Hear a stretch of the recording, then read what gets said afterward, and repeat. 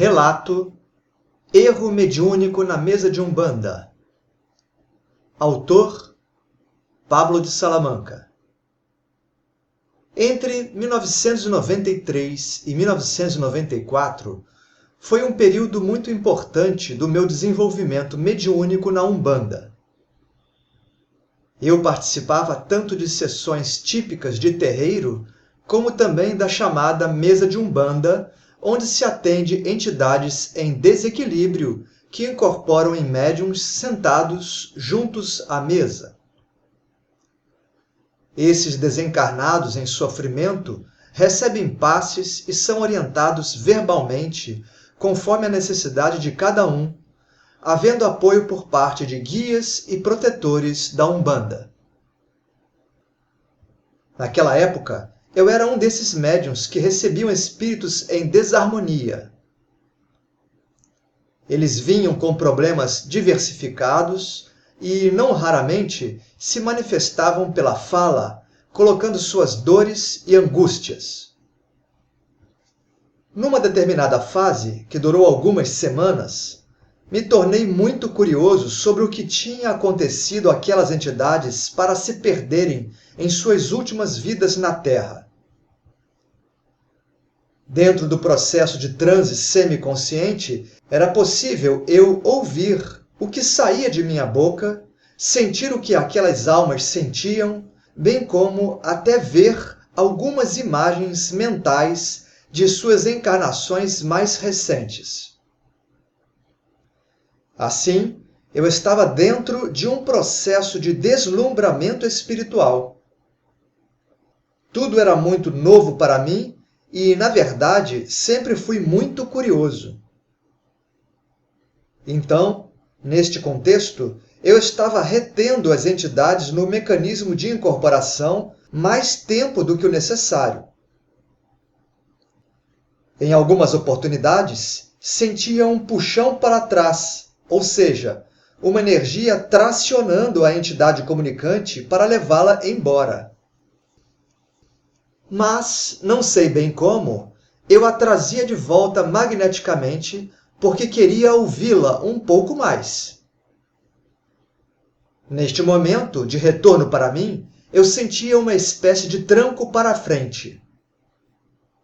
Eu estava me prejudicando e não sabia. Quanto mais tempo eu ficava incorporado com um irmão sofredor, mais absorvia suas vibrações desarmônicas. Então, com o passar das semanas, comecei a dormir mal. Tinha pesadelos. Às vezes, acordava de madrugada e ficava com insônia. Apresentei também algumas indisposições orgânicas. Em certa sessão, um preto velho de uma médium experiente, o pai Benedito, se manifestou à mesa. Hoje não lembro exatamente as suas palavras, mas guardei a essência do ensinamento. Ele se dirigiu a mim, assinalando que o fato de eu receber os espíritos sofredores não era motivo para eu estar entusiasmado, pois isso era uma dívida kármica que eu tinha. Além disso, ele explicou para eu prestar mais atenção àquele tipo de tarefa, para eu não levar comigo cargas negativas para casa. Bem, após ouvi-lo com atenção, fui para o meu lar bastante pensativo. Durante os dias seguintes, volta e meia, eu lembrava da situação e meditava um pouco sobre o que eu poderia estar errando. Então, cheguei à conclusão que apontei no início deste relato. Eu estava retendo as entidades desequilibradas por um tempo excessivo. Assim, na sessão de mesa de Umbanda seguinte, fui com uma outra disposição. Após o início dos trabalhos, tudo transcorreu bem durante a fase de estudos. Chegando o momento de atender aos desencarnados, relaxei ao máximo, mantendo o intuito de não ser muito curioso e de procurar perceber melhor o instante em que a espiritualidade desejasse levar o espírito comunicante. Desta forma, recebi uma entidade e, durante a conversa dela com o dirigente da casa, em certo ponto notei um afrouxamento do acoplamento mediúnico, seguido de um fluxo para fora. Simplesmente deixei ela ir. Isso aconteceu outras 2 vezes, sendo que um dos desencarnados adormeceu durante a conversa com o dirigente.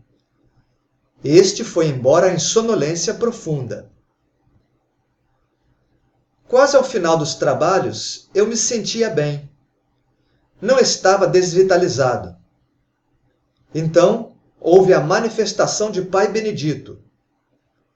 Ele veio feliz e me parabenizando por ter entendido o que precisava melhorar.